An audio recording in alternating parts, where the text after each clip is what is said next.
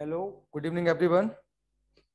आलोक, Mayuri, Om, Sachin, Sanjivani, Saqlain, Khadija, Shraddha, Shraddha Chaudhary, Shreya Bhere, Shreya Pawar, Vaishnavi, Vasu. Okay okay, very good evening, very good evening. हाँ श्रद्धा चौधरी, तबीयत ठीक है तुम्हारी बेटा? आज तो पानी बरसा था इसलिए शायद तुम नहीं आ पाया ना। ओके, कोई बात यस नहीं। सर। चलो ठीक है। I am clear, Audible and visible. चलिए ठीक है। आज हमारा किंगडम एनिमेलिया का लास्ट क्लास बचा है, मैमल्स। मैमल्स मतलब आप अपने आप को पढ़ने वाले हो, ठीक है? तो इसको अगर आपको पढ़ना है तो आप क्या करो, मैमल्स को किसी को भी रिमेम्बर करो। मैं तो बोलता हूं अपने आप को ही सोचो। आप अपने आप को पढ़ना बहुत आसान होता है। इस क्लासेस में जो कुछ पढ़ना है आपको इंसानी तो पढ़ना है, हम में क्या होता है। हालांकि इसमें काऊ बफलो सब कुछ आते हैं, लेकिन आप अपने आप को तो कम से कम सोच सकते हो। तो ये क्लास बहुत आसान होने वाला है आपको पढ़ने के लिए, ठीक है? चलो मैं एनसीईआरटी लेके आया हूं आपको। तो पहला इसमें क्वेश्चन बनेगा, ये क्लास मैमेलिया का नाम मैमेलिया क्यों रखा गया है? पहला क्वेश्चन तो यही बनेगा ना। थोड़ा मैं इसको जूम कर लेता हूं बेटा, रुको जरा, एक मिनट। ठीक है, तो मैमा का मतलब होता है बेटा मैमेरी ग्लैंड या ब्रेस्ट।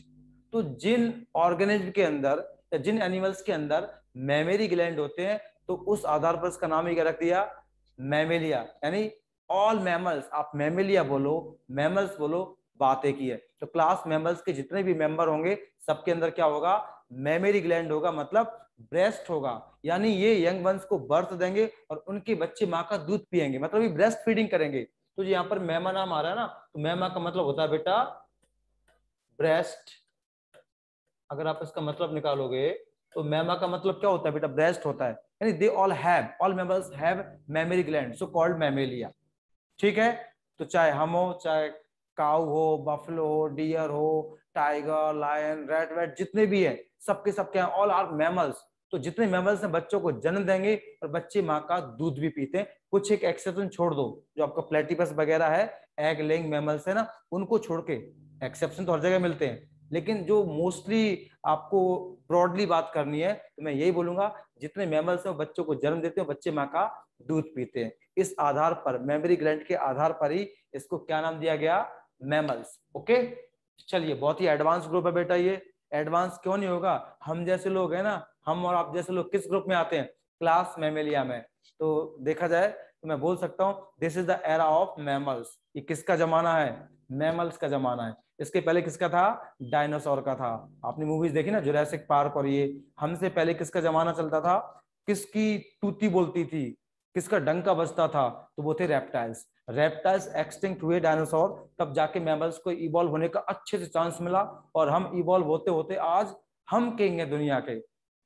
हालांकि दुनिया को नष्ट भी हम ही कर रहे हैं, लेकिन एलियंस जब कुछ करेंगे या कोई कहीं से कुछ आएगा तो इंसान ही उठ खड़ा होगा। कुल मिला के इस समय अगर डोमिनेंस है तो किसका है, मैमल्स का है कि नहीं सब लोगों को? Are you agree all? ये किसका जमाना है, हमारा है ना। हम चाहे तो 1 मिनट में किसी को भी बर्बाद कर सकते हैं, 1 मिनट में हम धरती को भी नष्ट कर सकते हैं अपने ही हाथों से। अब हमसे ताकतवर कोई नहीं है। तो कभी कभी क्या होता है, कभी कभी हमारी ताकत ही बर्बादी का कारण भी बन सकती है। तो साइंस जितना अच्छा भी होता है उसका उतना साइड इफेक्ट भी होता है। लोग बायोवार की बात करते हैं, जैसे ये कोरोना के ऊपर डिस्कस चलता है, न्यूक्लियर वॉर की बात करते हैं। तो साइंस या हमारा दिमाग जितना बड़ा है वो अच्छा भी है, हमें उससे फायदा भी है, पर ये विनाश का भी कारण बन सकता है अगर सही से इसको कंट्रोल नहीं किया गया। तो ठीक है, चलो आगे पढ़ते हैं। मैं एनसीईआरटी से पढ़ा रहा हूं आपको, और कुछ पॉइंट्स हम यहीं पर बोलते चले जाएंगे, बात करते रहेंगे, ठीक है? हमको एक जनरल डिस्कशन करना है। तो देखो, ये दुनिया में हर जगह पाए जाते हैं, क्योंकि इसकी दो वजह है। एक तो हम क्या है, वार्म ब्लडेड है, गर्म खून वाले हैं। हम होम्योथर्मल हैं, आइसोथर्मल है, एंडोथर्मल है, यानी अपने टेम्परेचर को हम खुद रेगुलेट कर सकते हैं। हम टेम्परेचर के लिए किसी दूसरे पर डिपेंड नहीं है। तो हर जगह मिलेगा, आप सोचो ना, कहाँ नहीं मिलेगा? बंदर पेड़ पर मिलेगा, माउंटेन पर भी आपको कुछ ना कुछ मिल जाएगा, पोलर रीजन में आपको मिल जाएगा, ये polar bear, blue whale, dolphin, arctic fox आपने देखा होगा, सील, वॉलरस, ये सब कहाँ होते हैं? बर्फीले इलाके में मिलते हैं।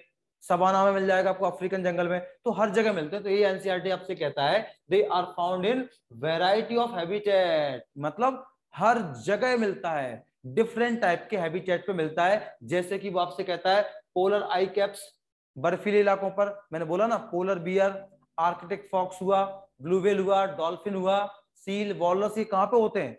यहीं तो रहते हैं, पोलर आई कैप्स के ऊपर रहते हैं, ठीक है ना। डेजर्ट में रहते हैं, कैमल देखा होगा आपने, और भी सारे, बहुत सारे एनिमल्स, में कितने नाम लूं आपको, ठीक है। डेजर्ट में रहते हैं, माउंटेन्स पर रहते हैं, फॉरेस्ट में रहते हैं, और ग्रासलैंड मतलब सवाना, यहाँ पर भी रहते हैं, ये ग्रासलैंड पर भी रहते हैं, ओके। डार्क केव्स में रहते हैं। मैं तो एक ही बात बोलूंगा, ऐसी कौन सी जगह है जहां पर मैमल्स नहीं रहता है? हर जगह रहता है। आप सोच करके देखो, आपको एवरीवेयर मैमल्स पाया जाएगा, हर जगह आपको मैमल्स मिलेगा, ओके। तो ये हैबिटेट के बारे में बात कर रहे थे। आगे देखो, अब इनमें से कुछ ने अपने रहने के लिए अपने आप में क्या क्या चेंज किया, मैं इसकी बात कर रहा हूं। तो देखो जरा, some of them have adapted to fly, कुछ ने अपने आप को उड़ने के लायक बना लिया, जैसे कि बैट, चमगादड़ है ना, ये उड़ती है कि नहीं उड़ती है तो मैमल्स, लेकिन उड़ती है, फ्लाई करती है। तो देखो, some of them have adapted to fly, कुछ ने अपने आप को पानी में रहने के लिए बना लिया, जैसे blue whale, dolphin, seal, walrus, कितने एग्जांपल होते हैं, ओके। चलो ठीक है। अब देखो इसमें हम एक यूनिक जो मैमेलियन कैरेक्टर है उसकी बात करते हैं, यानी कौन सा जो कैरेक्टर है जो ये डिसाइड करता है कि मैमल्स में होना ही चाहिए। तो देखो, मोस्ट यूनिक मैमेलियन कैरेक्टर क्या होता है? Milk producing gland. मैंने पहले ही बोला था कि इनमें मैमेरी ग्लैंड होते हैं, इस आधार पर ही इस ग्रुप का नाम क्या रखा गया है? मैमेलिया। तो बताओ, ये बहुत ज्यादा इंपॉर्टेंट पॉइंट हुआ कि नहीं उसका? मतलब जिस पॉइंट के आधार पर जिस ग्रुप का नॉमेनक्लेचर किया जा रहा है, तो उससे इंपॉर्टेंट पॉइंट और क्या हो सकता है? तो ये सबसे ज्यादा मोस्ट यूनिक मैमेलियन कैरेक्टर है कि उनमें मेमोरी ग्लैंड होगा। मैं तो बोलता हूं अगर दुनिया में कोई मैमल्स है तो उसमें मेमोरी ग्लैंड होगा ही, अगर नहीं है तो वो मैमल्स नहीं हो सकता है बेटा, नहीं मतलब नहीं, ओके। चलिए ठीक है। इससे क्या काम करता है? यंग वंश को ये नरिश करता है, दूध पिलाता है। माँ बच्चे को क्या करती है? दूध पिलाती है, इसका मतलब हुआ, ओके। चलो आगे देखो इसमें और क्या क्या होता है। आप मुझे इमेजिन करो ना, मुझे खुद भार्गव सर को देखो आप, देखो they have two pairs of limbs, मुझ में दो पेयर लिम्स हैं, एक पेयर हाथ हो गए मेरे, एक पेयर क्या हो गए मेरे? लेग्स हो गए। तो आप कैसे बोलोगे? मैमल्स के अंदर टू पेयर्स ऑफ लिम्स होते हैं कि नहीं होते हैं? आप काऊ को देखो, बफलो को देखो, टाइगर, लायन, किसी को भी देखो, सबके अंदर सेम आंसर एप्लीकेबल होगा। अब जो टू पेयर लिम्स हैं उसमें से कुछ से तो हम क्या करते हैं? वॉकिंग करते हैं, जैसे मैं अपने पैरों से चलता हूं, लो वॉकिंग कर रहा हूं। कुछ क्या करते हैं? अपने लिम्ब से रनिंग करते हैं, चीता को देखो आप, डियर को देखो आप, हॉर्स को देखो आप, ये क्या करते हैं? रनिंग का काम करते हैं। कुछ क्या करते हैं? क्लाइंबिंग का काम करते हैं। बंदर को देखो, स्लॉथ को देखो, धीमे धीमे चढ़ता रहता है ऐसे ऐसे पेड़ के ऊपर। यानी जो टू पेयर लिम्स हैं उनसे कोई वॉकिंग करता है, कोई रनिंग करता है, कोई क्लाइंबिंग करता है, और कोई बरोइंग करता है। बरोइंग मतलब वो मिट्टी को खोदते हैं ना, आपने मंगूस देखा होगा, चूहा वगैरह देखे होंगे, ये जमीन को खोदते रहते हैं ना ऐसे ऐसे, और खोद खोद के गड्ढा करके उन्हीं में रहते हैं। तो इसका मतलब क्या है? बरोइंग है, गड्ढा बना के रहते हैं। कुछ स्विमिंग करते हैं, जैसे कि blue whale, seal, walrus, dolphin, इनके जो लिम्स है ना वो क्या काम करते हैं? स्विमिंग का काम करते हैं कि नहीं करते हैं? हैं तो वो मैमल्स, बट उनके जो लिम्स हैं वो किस चीज में पार्टिसिपेट कर रहे हैं? स्विमिंग में, तैरने में मदद कर रहे हैं, ओके। तो ये सब आपको आते हैं। कुछ से उड़ता है, मैंने बता दिया अभी बैट का एग्जाम्पल। तो वही ये कह रहा है कि इनमें टू पेयर्स ऑफ लिम्स होते हैं जिनका ये अलग अलग तरीके से इस्तेमाल करते हैं, ओके। चलिए आगे देखो, ये जो स्किन है इनकी, मैमल्स की जो स्किन है उनमें हेयर्स होते हैं, यही बहुत इंपॉर्टेंट है। आपने कभी बर्ड्स में हेयर्स, बर्ड्स में फेदर होते हैं, मैं हेयर्स की बात कर रहा हूँ। स्किन में जो बाल होते हैं ना, ये किसका कैरेक्टर होता है? मैमल्स का। मैमल्स की स्किन में हेयर्स होते हैं, ये भी इसका यूनिक कैरेक्टर ही होता है, इसको भी याद कर लेना बेटा, ठीक है ना। Presence of here is the unique character of mammals. आगे देखो, हम में एक्सटर्नल ईयर होता है, और उसमें भी क्या होता है? पिन्ना होता है। फिर से देखो, एम्फीबिया और रेप्टाइल्स में एक्सटर्नल ईयर था ही नहीं। उनका कान कहां से स्टार्ट होता था? मिडिल ईयर से, और मिडिल ईयर मतलब कान के पर्दे से। तो उनका जो ईयर था वो रिप्रेजेंट था कैसे? टिम्पेनम मतलब ईयर ड्रम से। बर्ड्स में एक्सटर्नल ईयर बन गया था, लेकिन पिन्ना नहीं बना था बेटा, ये छेद बन गया था ये कान के अंदर वाला। मैमल्स में आते आते एक्सटर्नल ईयर तो है हमें भी, बर्ड्स में, बस मुझ में क्या और बन गया? पिन्ना बन गया। यानी पिन्ना का बनना भी किसका करेक्टर है? मैमल्स का है। मैमल्स के अलावा किसी और को पिन्ना नहीं होता है। हाँ, कुछ मैमल्स है जिसमें नहीं होता है, एक्सेप्शन, जैसे कि एक्वेटिक, अगर मैं मैमल्स की बात करूं, प्लेटिपस की बात करूं, तो उनमें पिन्ना नहीं होता है। लेकिन मोस्ट ऑफ मैमल्स में क्या होता है? पिन्ना होता है। तो हम ये बात बोल सकते हैं, presence of pinna is also characteristic feature of mammals. दुनिया में मैमल्स के अलावा किसी को भी पिन्ना नहीं होता है। ओके। और हमारे जो दांत होते हैं वो डिफरेंट टाइप्स के होते हैं। आप देखो ना, मेरे आगे के दांत देखो आप, इंसीजर अलग है, कैनाइन अलग है, प्रीमोलर अलग है, मोलर अलग है। यानी मुझ में ऑल टीथ डिसिमिलर है, सिमिलर नहीं है। मैमल्स को छोड़ के बर्ड्स में तो दांत होते ही नहीं है। जितने भी पिछले ग्रुप हैं, रेप्टाइल्स, एम्फीबियंस, फिश, उनके सबके दांत एक जैसे होते हैं, मतलब होमोडोंट होते हैं। लेकिन मैमल्स के दांत कैसे होते हैं बेटा? हेट्रोडोंट, मतलब teeth are not similar, teeth are dissimilar, अलग अलग टाइप के होते हैं, समझे? तो इसलिए मैं इसको नाम दे सकता हूं हेट्रोडोंट। इसने लिखा है एनसीईआरटी वाले ने, डिफरेंट टाइप्स ऑफ टीथ। आपको क्या मतलब निकालना इसका? हेट्रोडोंट। ओके। ये जो हार्ट है मैमल्स का, वो 4 चैम्बर्ड होता है। बर्ड्स का भी 4 चैम्बर्ड था, हमारा भी कैसा है? 4 चैम्बर्ड है। ऊपर के 2 एट्रिया और नीचे के 2 वेंट्रिकल। लेकिन हमें जो लेफ्ट वेंट्रिकल से एओर्टा निकलता है, उसका घुमाव, कर्व किस तरफ होता है? लेफ्ट की तरफ होता है। इसलिए मैं बोल सकता हूं कि मैमल्स में लेफ्ट एओर्टिक आर्क होता है, जबकि बर्ड्स में कैसा था? राइट एओर्टिक आर्क था। यानी बर्ड्स का जो एओर्टा था वो राइट साइड की तरफ घुमा हुआ था, क्वेश्चन मार्क जैसा। हमारा जो एओर्टा है वो लेफ्ट साइड की ओर घुमा हुआ है। ये भी क्वेश्चन बन सकता है बेटा। ओके, चलिए। होमियोथर्मस है ये, मतलब गर्म खून वाले हैं ये। वार्म ब्लडेड बोलो आप, होमियोथर्मल बोलो आप, एंडोथर्मल बोलो, कुछ ही बोलो, सबका मतलब एक ही है। तो दुनिया में बर्ड्स और मैमल्स ही कैसे होते हैं? होमियोथर्मल होते हैं। बाकी सब कैसे होते हैं? कोल्ड ब्लडेड या पाइक्लोथर्मल। ये क्वेश्चन भी आपसे आ सकता है। सबको पता है हम लोग रेस्पिरेशन कैसे करते हैं, बिल्कुल आउट पॉइंट है बेटा। Respiration is done by lungs. Sex कैसे होते हैं? हमें सेपरेट होते हैं, सबको पता है। मेल अलग होता है, फीमेल अलग होता है, मतलब सेक्स सेपरेट होते हैं। फर्टिलाइजेशन सबको पता है कैसा होगा, हमें इंटरनल होगा, है ना? हम बच्चे देते हैं, सबको पता है। हमको क्या पैदा होते हैं? बच्चे पैदा होते हैं। तो हम किस में आ जाएंगे? Mammals. Mammals are viviparous with few exception. कुछ को छोड़ के मतलब वो बात कर रहा है प्लेटिपस की, क्योंकि प्लेटिपस एक ऐसा मैमल है जो अंडे देता है, उसको बोलते हैं एग लेइंग मैमल्स। प्लेटिपस या प्लेटिपस वाले ग्रुप को मैं छोड़ दूं, मतलब प्रोटोथीरिया वाले ग्रुप को मैं छोड़ दूं जिसमें प्लेटिपस आता है, सिर्फ वो क्या है? एग लेइंग मैमल्स हैं, अंडे देने वाले मैमल्स हैं। उसके अलावा सारे मैमल्स कैसे होते हैं? विविपेरस, बच्चे देने वाले। और हमें डेवलपमेंट कैसा होता है बेटा? डायरेक्ट होता है, मतलब देयर इज नो लार्वा। आपने सुना है कभी किसी मैमल्स को लार्वा होता है? अगर सुना है तो मुझे बताओ। लार्वा नहीं होता है बच्चों, समझे? So there is no larva in mammals. इसका मतलब मैमल्स के अंदर जो डेवलपमेंट है वो कैसा होने वाला है? डायरेक्ट होने वाला है, समझे? सचिन, तुम्हाला समझला का प्रॉपरली? अब यहां तो मैंने एनसीईआरटी को इस्तेमाल कर लिया, एग्जाम्पल पढ़ने वाला हूं मैं।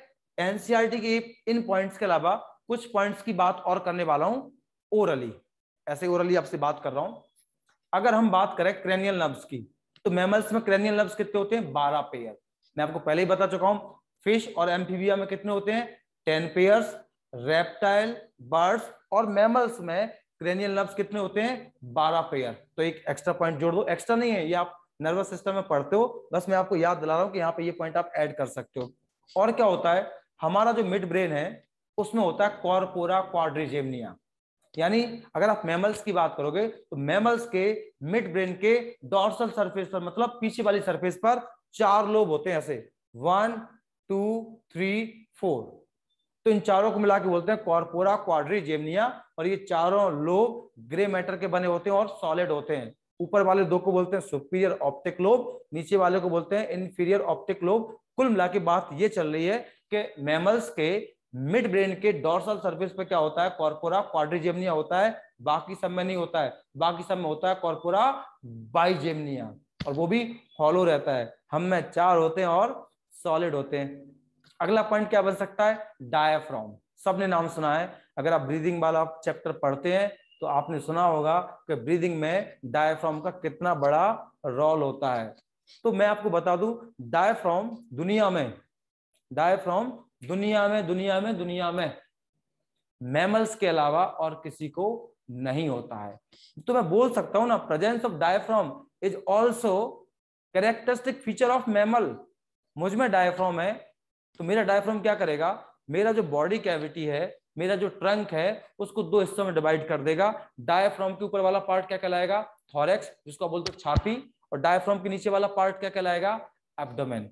समझ गया ना। तो जो थॉरेक्स और एब्डोमेन है ना, ये कंसेप्ट भी हम कहां से दे पा रहे हैं, डायाफ्राम से। और सबको पता है कि डायाफ्राम ब्रीदिंग में बहुत ज्यादा रोल प्ले करता है। नॉर्मल ब्रीदिंग का 75% डायाफ्राम ही कंट्रोल करता है।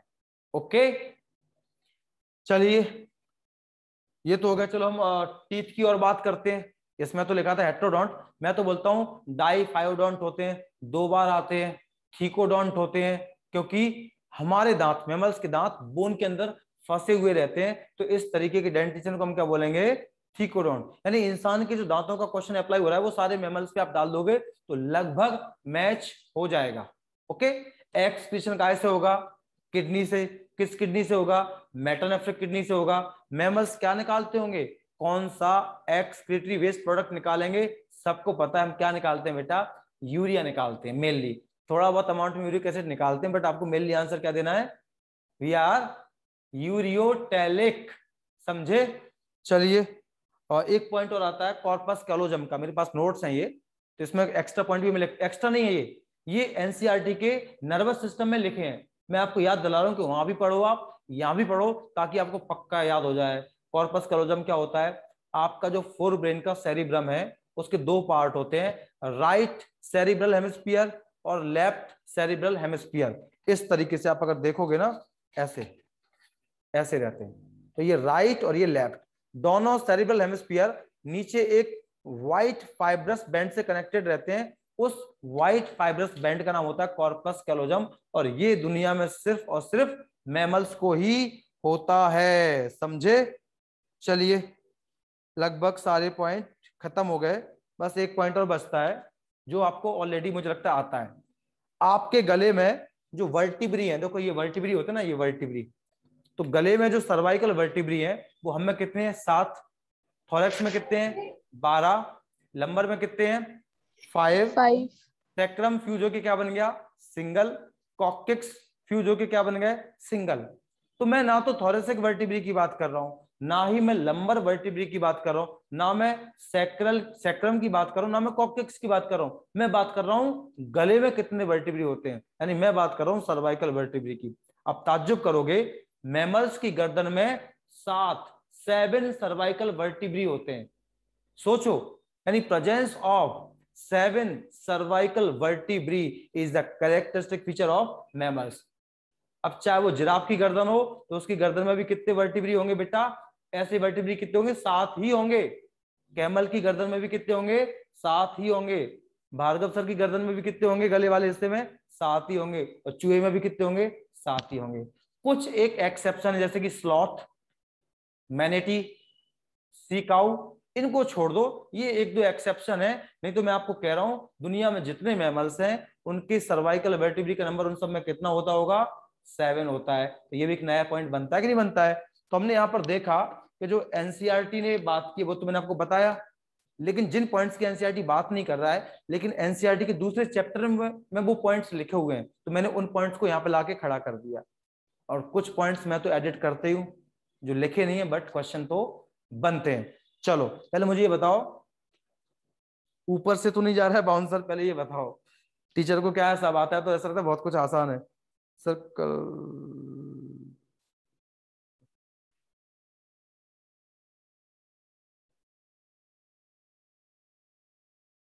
हाँ आलोक, आलोक ने क्या बोला है? अच्छा, अपना डाइजेशन वाला क्वेश्चन आया था। क्वेश्चन क्या था सब लोग सुनो जरा, आलोक ने भेजा है। कौन बनेगा करोड़पति में क्वेश्चन पूछा होगा। Which part of alimentary canal is the longest. Alok ने मुझे क्वेश्चन भेजा है जो कौन बनेगा करोड़पति में पूछा है। मैंने देखा नहीं, मैंने देखा नहीं था कौन बनेगा करोड़पति। आलोक ने देखा है और मुझसे क्वेश्चन हम डिस्कस करते हैं। विच part of alimentary canal is the longest. Alimentary canal का कौन सा पार्ट सबसे लंबा होता है? Large intestine. ये क्वेश्चन बहुत सिंपल होते हैं यार। कौन बनेगा करोड़पति में अगर बायोलॉजी के क्वेश्चन आएंगे तो बहुत ही सिंपल आएंगे। तो आपसे ही पूछता हूं, बाकी बच्चे सुन रहे हैं ना मुझे? चलो, आपके सामने 1 लाख रुपए के लिए क्वेश्चन ये रहा। विच part of alimentary canal is the longest? पहला ऑप्शन आपके सामने लार्ज इंटेस्टाइन, दूसरा स्मॉल इंटेस्टाइन, तीसरा पैंक्रियाज, चौथा stomach. Small small intestine. Intestine. हाँ, और इसका प्राइस था Small 3.6 intestine. लाख। इसका प्राइस था 3.6। देखो आलोक ने मुझे भेजा है 3.6 था इसका प्राइस। तो आप लोग जीत चुके हैं 3.6 लाख, जिसमें से सिर्फ तुम 60,000 मेरी फीस भर दो ना, बाकी 3 लाख तुम रखो तो भी चलेगा, चलता। चलो सब लोग जीत चुके 3.6। जाके अपनी अपनी पार्टी करो। खुश? वासु बस। सर वो 1 लाख रुपए। क्या? 1 लाख रुपए सर। 3.6 लिखा है उस पर प्राइस। आलोक ने बोला मुझे। कब पूछा था आलोक ये क्वेश्चन? सर कल पूछा था। अरे यार, अपने 3,60,000 रुपए मारे गए। अगर मान के चलो 3,60,000 मिल जाए सकलेन, तो तुम क्या करोगे इसका? सबसे पहले सच बताना। सकलेन, अगर तुम 3.6 लाख पैसे जीत भी गए तो तुम क्या करोगे? सर मैं तो सोचना पड़ेगा, वैसे मैं आपको कल बताता हूँ। अरे सकलेन को पूछ रहा हूं मैं। सर मुझे वो सचिन सुनाई दिया, सॉरी। तुमसे तो मैं ले लूंगा, लाओ मेरे को दे दो। सकलेन क्या करोगे इतने सारे पैसे का? बोलो। समृद्धि क्या करोगी? एक सेकंड में आंसर दो बेटा, टाइम मत लो, जल्दी से। सर पता नहीं। ओके। हाँ ओम, तुम क्या करना चाहोगे? आपकी फीस भर दूंगा पहले। मेरी फीस तो बहुत कम, बाकी के पैसे का क्या करोगे? बाकी सेव। खदीजा? पता नहीं सर। श्रद्धा, वेरे?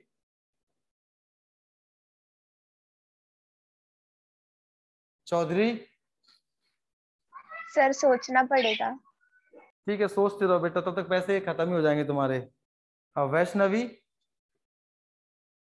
मैं सेव करूंगी सर।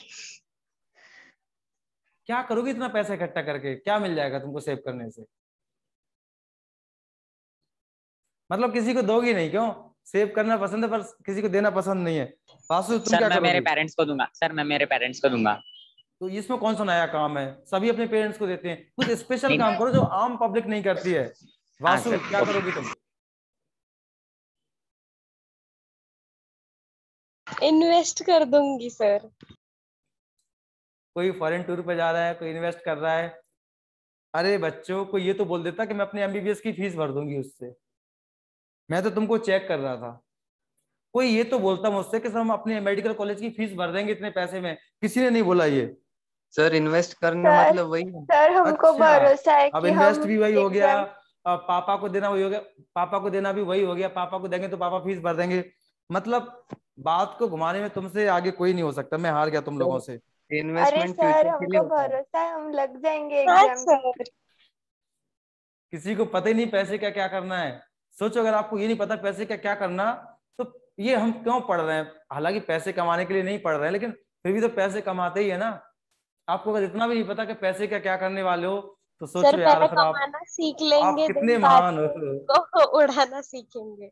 चलो ठीक है, आई होप आप सभी डॉक्टर बनो और इन पैसों से फीस भर दो। मेरी तो यही दुआ निकलती है आपके लिए। चलिए ठीक है, तो हमने जनरल पॉइंट्स भी पढ़ लिए इसके। अब हम इसके एग्जाम्पल देखते हैं बेटा। एग्जाम्पल, ये रहा एग्जाम्पल। ओके, तो एग्जाम्पल्स बेटा बहुत सारे हैं, और बहुत सारे मैं और बोल सकता हूं। अपने आसपास मोहल्ले में आस पड़ोस में कितने मैमल्स हैं यार, मैं कितने एग्जाम्पल बोलूं, तो आंसर तो बोलने के लिए बहुत कुछ हो जाएंगे, लेकिन एनसीईआरटी जिन एग्जाम्पल को बोलने की बात करते हैं पहले हम उसको बात करते हैं, ठीक है ना, उसको रिवाइज करते हैं। तो देखो एग्जाम्पल जो अंडे देने वाले हैं ओविपेरस, उसमें आता है ऑर्निथोरिंकस, इसको बोलते हैं प्लेटिपस, पूरा नाम होता है डक बिल्ड प्लेटिपस। डक मतलब होता है बत्तख जो पानी में तैरता है, बिल मतलब चोंच, डक बिल्ड यानी बत्तख की चोंच जैसा दिखने वाला प्लेटिपस, ये इसका नाम होता है, या इसको बोलते हैं ऑर्निथोरिंकस। ऑर्निथो मतलब होता है बर्ड्स, कल मैंने बोला था ना study of bird is called ornithology. तो डक बिल्ड प्लेटिपस बहुत ही फेमस एग्जांपल है, और ये एकमात्र ऐसा मैमल है जो अंडे देता है, लेकिन इसको फिर भी हमने मैमल्स में क्यों रखा है, क्योंकि इसके अंदर भी क्या होते हैं, मेमरी ग्लैंड होते हैं। देता अंडे है, और अंडे देना किसका कैरेक्टर है, रेप्टाइल्स का। चूंकि इसके अंदर मेमरी ग्लैंड है, ब्रेस्ट है, तो इसको कहां पे रखना पड़ा, मैमल्स में। तो मैं दावे के साथ कह सकता हूं कि जब रेप्टाइल से मैमल्स बन रहे होंगे बीच में क्या कंडीशन बनी होगी, प्लेटिपस जैसी। तो मैं आज ये कह सकता हूं platypus is connective link between reptile and mammals, मैं ये कह सकता हूं आपसे, ठीक है। इसका फोटो दिखाता हूं मैं आपको प्लेटिपस का, देखो ये रहा। तो इसकी जो मुंह है बत्तख जैसा नहीं लग रहा आपको, डक जैसा, बोल दो ना हाँ जल्दी से। हाँ सर। देख लो अब खुश, कैसा लग रहा है इसका मुंह, डक बिल्ड, डक मतलब बत्तख जैसा नहीं लग रहा, बत्तख की चोंच जैसा, डक बिल्ड प्लेटिपस, ठीक है। इसी को हम बोलते हैं ऑर्निथोरिंकस। ये अंडे देता है बेटा, बच्चे नहीं देता है। और कौन सा अगला एग्जांपल, अब हम बात कर रहे हैं विविपेरस, जो बच्चे पैदा करते हैं, हम उन मैमल्स की बात कर रहे हैं। इनमें बहुत फेमस है अपना मैक्रोपस मतलब कैंगरू, ऑस्ट्रेलिया और उसके आसपास के एरिया में रहता है। ऑस्ट्रेलिया की तो टीम का ही नाम कैंगरू टीम है, वहां का जो नेशनल एनिमल है वो क्या है, कैंगरू है, ठीक है। तो जो कैंगरू है उसको हम बोलते हैं मैक्रोपस, ओके। एक है टीरोपस, फ्लाइंग फॉक्स, चमगादड़, जो आप बैट के बारे में पढ़ते हो, वटवाहड़ मराठी में जो बोलते हैं, यही रहा बेटा, ठीक है। अगला कैमेलस, कैमल ऊंट, सबने देखा है सुना है, इसके बारे में आप जानते हैं। मकाका, मकाका मतलब पूरा नाम होता है मकाका मलेटा, अपना जो गौरन बंदर है ना दौलताबाद में, देसी बंदर, यही मकाका मलेटा बेटा। इसी को हम बोलते थे रीसस मॉन्की, इसी से आरएच फैक्टर की खोज हुई थी, यानी Rh factor discovered from rhesus monkey. What rhesus monkey, this Macaca mulatta. ये मकाका मोलेटा क्या है, यही रीसस मॉन्की है, अपना देशी गावरान बंदर, सबने देखा है, समझे ना। जबकि न्यू वर्ल्ड मंकी अलग है बेटा, स्पाइडर मंकी वो अलग है, मैं उसके कैरेक्टर भी आपको बताऊंगा, एवोल्यूशन में पढ़ाऊंगा ना, तब हम उसके बारे में बात करेंगे। तो मकाका मतलब मंकी मतलब अपना वाला मंकी, अपना इंडियन, समझ गए ना, एशियन मंकी की बात कर रहा हूं मैं ना। रेक्टस, रेक्टस जीनस भी रेक्टस, स्पीसीज भी रेक्टस, तो रेक्टस रेक्टस मतलब रैट। अच्छा आपने रैट और माउस के नाम सुने होंगे, रैट और माउस के आपने नाम सुने होंगे। तो वैष्णवी से मेरी बात नहीं, वैष्णवी मेरी आवाज आ रही है बेटा, वैष्णवी हाँ चलो। सर। रैट और माउस में क्या डिफरेंस होता है, क्या दोनों एक होते हैं? रैट का साइज बड़ा होता है और जंगलों में रहता है, बाहर रहता है। माउस या माइस जो आप बोलते हो ना, वो छोटे साइज का होता है। दिखने में हम दोनों को चूहा बोल देते हैं, रैट को भी चूहा बोलते हैं, माउस को भी चूहा बोलते हैं, लेकिन रैट का साइज थोड़ा सा बड़ा होता है, ये आप डिफरेंस कर सकते हो, दोनों चीजें सेम नहीं है। चलिए ये हो गया। अगला अपना कैनिस मतलब कुत्ता, डॉग कुत्ता, कैनिस। ये फैलिस, फैलिस मतलब क्या होता है, मांझर, बिल्ली, देखो ये कैट। एलिफेंट मतलब हाथी, एलिफेंट सबने देखा है। और एशियन एलिफेंट अलग है और अफ्रीकन अलग है। तो जो अफ्रीकन एलिफेंट है वो जमीन पर रहने वालों में दुनिया में सबसे बड़ा होता है, उसका नाम होता है एलिफस अफ्रीकाना या लॉक्सोडोंटा। हाथी तो अपने एशिया में भी है, हाथी अफ्रीका में। तो जो अफ्रीकन एलिफेंट है वो जमीन पर रहने वालों में सबसे बड़ा जानवर होता है, सबसे बड़ा एनिमल है। अगर हम टोटल की बात करेंगे तो ब्लू व्हेल सबसे बड़ा होता है, लेकिन जमीन पर रहने वालों में हाथी, खास करके अफ्रीकन एलिफेंट सबसे बड़ा होता है। ओके, आगे देखो, इक्वस मतलब हॉर्स, घोड़ा। डेल्फिनस मतलब डॉल्फिन, सबने देखा है। बैलेनोप्टेरा मतलब ब्लू व्हेल। पैंथेरा टाइगर्स मतलब टाइगर, बाघ जिसको बोलते हैं ना, सेव द टाइगर। हमारे यहाँ पर सुंदरबन है ना, जो अपना वेस्ट बंगाल में, वहां पर पाए जाते हैं। और जो अपना बंगाल टाइगर है ना, ये लास्ट है, लास्ट जीनस बचा है ये बंगाल टाइगर, है ना। इसके बाद ये विलुप्त हो गया तो ये दुनिया से ही समाप्त हो जाएगा। इसलिए स्लोगन चलता ना, save the tiger, save the tiger, save the tiger. आगे देखो, पैंथेरा लियो, तो ये क्या हो जाएगा, लायन। एक होता है पैंथेरा पार्डस, जिसको बोलते हैं तेंदुआ। तो बहुत होते हैं, चीता, हाइना, कितने होते हैं। रैबिट की बात करूं मैं, कितने नाम लूं मैं, जितने नाम आपको आते हैं मैमल्स में। बकरी, बकरी भी किस में आएंगे, गाय, भैंस, बकरी, ये सब क्या है, औलाद, सब क्या आएंगे, सबके सब मैमल्स हैं। जितना बोलो उतना कम है, ठीक है। तो चलो, यहाँ पर हमने मैमल्स के एग्जाम्पल भी पढ़ लिए। अब मैं क्लास मैमल को थोड़ा सा क्लासिफाइड करना चाहता हूं। मैं अपने हिसाब से क्लास मैमल को अब थोड़ा सा आगे फर्दर डिवाइड कर रहा हूं। तो देखो जरा,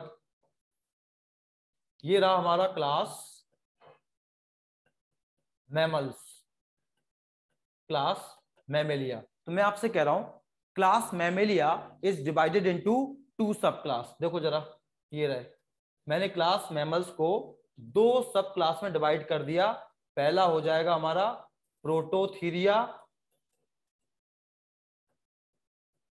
और दूसरा सब क्लास हमारा क्या हो जाएगा, थीरिया। ये क्या है बेटा, सब क्लास है। फिर से देखो, क्लास, मेरी क्लास मैमल्स है ना, हम सबकी क्लास मैमल या class Mammalia is divided into 2 सब class, Prototheria and Theria. Prototheria में एग्जांपल क्या आ जाएगा बेटा, प्लेटिपस का। इसी को बोलते हैं एग लेइंग मैमल। यही क्या होते हैं, अंडे देने वाले मैमल। और अगर आप एक ऑर्डर की बात करोगे प्लेटिपस के, तो इसके ऑर्डर का नाम होता है मोनोट्रिमेटा। इस नाम से भी प्रीवियस एग्जाम में क्वेश्चन पूछा गया है। तो मोनोट्रिमेटा लिखा हो, ये उसके ऑर्डर का नाम है, ग्रुप का नाम है, सब ग्रुप का नाम है। एग्जाम्पल क्या हो जाएगा, डक बिल्ड प्लेटिपस, या इसको बोलते हैं ऑर्निथोरिंकस। ये जो प्रोटोथीरियंस हैं, यानी थीरिया के पहले वाले, ये सब अंडे देते हैं। यानी ये किससे करीबी शो करते हैं, रेप्टाइल से भी करते हैं। चूंकि इनमें मेमोरी ग्लैंड है, इसलिए इसको कहां पर रखना पड़ा, मैमल्स में रखना पड़ा। अब सोचो, अगर हम अपनी बात करते हैं तो हमारा क्लास तो क्या हो जाएगा, मैमल, लेकिन हमारा सब क्लास क्या हो जाएगा, थीरिया। अब जो सब क्लास थीरिया है, इसके मैं फिर से 2 इंफ्रा क्लास कर रहा हूं बेटा। क्या कर रहा हूं, इंफ्रा क्लास। पहला हो जाएगा मेटाथीरिया, या इसी को बोलते हैं बेटा मार्सुपिएलिया। मार्सुपिएलिया, इसका एग्जाम्पल हो जाएगा क्या, कैंगरू। समझो जरा, कंगारू किस में आता है, मेटाथीरिया में आता है। मैं मेटाथीरिया में नहीं आता हूं, गाय, भैंस, बकरी मेटाथीरिया में नहीं आती है। कौन आता है, कैंगारू आता है। और उससे रिलेटेड और भी एग्जांपल है, मैं अभी बोलूंगा। अब दूसरा जो इंफ्रा क्लास है, वो क्या हो जाएगा, यूथीरिया। ये क्या हो जाएगा, यूथीरिया, या इसी को बोलते हैं प्लासेंटेलिया। हम लोग इसमें आने वाले हैं। यानी आप मेरी बात करोगे तो मेरा क्लास क्या है, मैमल्स। मेरा सब क्लास क्या है, थीरिया। मेरा सब क्लास क्या है, थीरिया। मेरा इंफ्रा क्लास क्या है, यूथीरिया, प्लासेंटेलिया। मेरा ऑर्डर क्या है, प्राइमेट। तो जो इंफ्रा क्लास यूथीरिया है ना, प्लासेंटेलिया, इनमें कुछ ऑर्डर्स होते हैं। हाथी वाले ग्रुप का अलग ऑर्डर होता है, ब्लू व्हेल वालों का अलग ऑर्डर होता है, हाथी वालों का अलग होता है, चूहे जो कुतरने वाले रोडेंट्स उनका अलग होता है। सबके ऐसे मांसाहारियों के अलग होते हैं, सबके अलग अलग ऑर्डर होते हैं। तो एक हमारा ऑर्डर क्या होता है, प्राइमेटा। ऐसे इसमें ये ऑर्डर्स आपको पढ़ने रहते हैं। तो अगर मैं इंसान की बात कर रहा हूं तो मेरा इंफ्रा क्लास क्या हो गया, यूथीरिया। मेरा ऑर्डर क्या हो गया, प्राइमेटा। मेरी फैमिली क्या हो गई, होमोनिडी। मेरा जीनस क्या हो गया, होमो। मेरी स्पीसीज क्या हो गई, सेपियंस। मेरी सब स्पीसीज क्या होगी? सेपियंस। तो मेरा पूरा नाम क्या हो सकता है? होमो सेपियन सेपियन। फिर रेसेस भी आते हैं, ऑस्ट्रेलॉयड, कॉकेसॉयड, मंगोलॉयड, नीग्रोइड। फिर रेस में डिवाइड भी कर सकते हैं। बता रहा हूं इस तरीके से भी क्लासिफिकेशन किया जा सकता है। अब ये जो मेटाथेरियंस हैं, इनमें क्या होता है? एक पाउच होता है पेट में, एब्डोमेन में, सबने देखा होगा। उस पाउच को बोलते हैं मार्सुपियम। उस पाउच की वजह से मेटाथेरियंस का नाम क्या हो गया? मार्सुपियलिया। इसमें कंगारू भी आता है, इसमें बैंडिकूट भी आता है, कोआला आता है, इसमें ओपोसम भी आता है, जिसमें सबसे ज्यादा दांत होते हैं मैमल्स में। ये जिसमें पाउच होता है बेटा ना, ये आपने पढ़ोगे इवोल्यूशन में, टेस्मानियन वुल्फ। आप इवोल्यूशन में आओगे ना 12th में, तो आपको पढ़ने को मिलेंगे। वो सब किस में आने वाले हैं? मेटाथेरियंस में। जिनके पेट में जो पाउच है ना, मार्सुपियम, वो सब क्या होने वाले हैं? मेटाथेरियंस, मतलब कैंगारू वाले ग्रुप के एग्जाम्पल होने वाले हैं। और जिनमें ट्रू प्लासेंटा होता है, जिनमें वो पाउच नहीं होता है, तो हम सब क्या कहलाएंगे? यूथेरियंस। आप बाकी के एग्जांपल्स इसमें डाल सकते हो जितने आपको याद हैं। ठीक है, तो मुझे लगता है ये चैप्टर आपको समझ में आ गया होगा। तो एक बार मैं आपसे कमेंट लेता हूं। चलिए, सैम, यस सर। पक्का? हाँ सर। सर वो यूथेरिया में 14 ग्रुप्स ऑर्डर्स है क्या? ऑर्डर है बेटा वो। अब इतना मैं डिटेल में जाऊंगा तो आप बच्चे, आप लोग डर जाओगे। 14 ऑर्डर हैं। 14 ऑर्डर में एक ऑर्डर प्राइमेट है, जिसमें हम आते हैं। हम मतलब मंकी, एप्स, चिंपैंजी, गोरिल्ला, बंदर और हम। ऐसे ही हाथी वाले ग्रुप का ऑर्डर अलग होता है। सबके अलग अलग ऑर्डर होते हैं। हम कभी रिवीजन के टाइम पर उसके बारे में बात करेंगे। आलोक, समझा बेटा? हाँ sir. Mayuri, yes sir. Sachin, yes sir. कल बता देना पैसे का क्या करने वाले हो, ठीक है? संजीवनी, यस सर। सकलिन, सकलिन तुमने बताया नहीं पैसे का क्या करने वाले थे? सर सोचा नहीं था मैं। बिना सोच कर ही जवाब देना, उसी जवाब में तो मजे आते हैं। सोचकर तो कोई भी कुछ बोल सकता है। अच्छा पॉजिटिव आंसर दे दोगे, मैं दान कर दूंगा, ये कर दूंगा। अचानक जो आंसर देता है, वो आंसर में क्या सुनने में मजा आता है। कौन क्या सोच रहा है, कौन क्या सोच रहा है। चलो, खदीजा, समझा बेटा? Yes sir. Shraddha, Jaiswal, yes sir. तुमने नहीं बताया था कौन बनेगा से, जो आप कौन बनेगा करोड़पति से पैसे जो आप जीतोगे, उसका क्या करने वाले थे? सर मैं बताने ही जा रही थी पर आपने किसी और को पूछ लिया। ठीक है ना, अभी बता दो। फ्यूचर प्लान्स के लिए सर, मेरे क्या? Future plans. म्यूचुअल फंड्स के लिए क्या? No sir, future plans. अच्छा, फ्यूचर प्लान्स, ओके।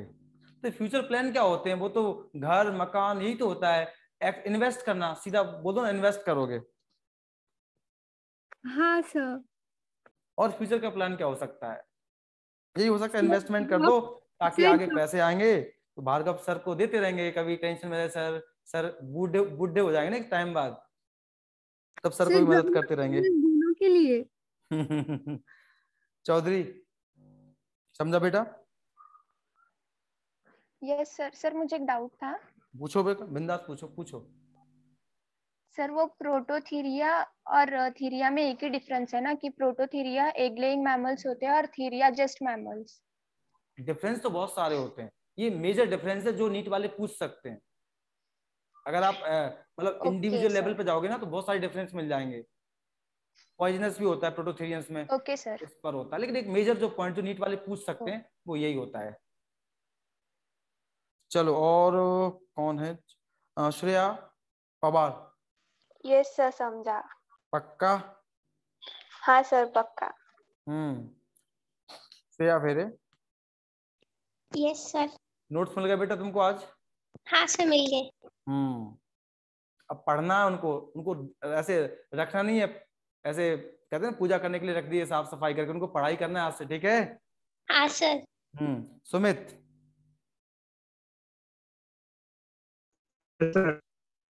समझा? सर कौन बनेगा करोड़पति के पैसे का हिसाब नहीं बताया तुमने, क्या करने वाले हो?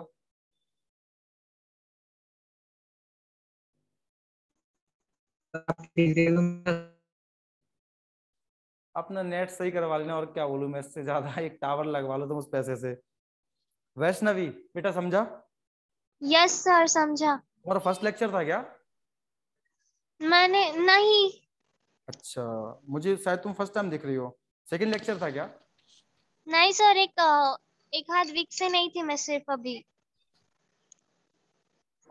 तो फिर हो सकता है मैं कंफ्यूज हो रहा हूँ, 2-3 लोग आते हैं। Vasu, yes sir.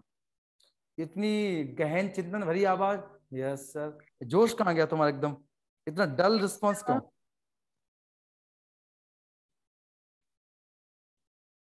चलो, तो मैं समझ के चलता हूँ कि आपको सबको समझ में आ गया है, ये टॉपिक कंप्लीट हो गया है।